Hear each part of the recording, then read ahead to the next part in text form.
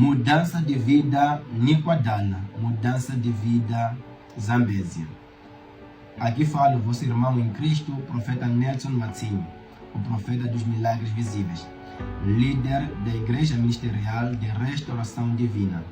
Venho desde já convidar a todos os irmãos de Nikwadala, Zambésia e ao redor, irmãos de Quelimane, Mocuba e ao redor de Nikwadala, informar que neste dia 25 de julho haverá uma grande cruzada de libertação, milagre e muita profecia no campo 37, próximo aos tanques de água de Fipadi, bem ao lado mesmo do terminal de Machibombo de Nagi. Você está sendo convidado para este grande evento.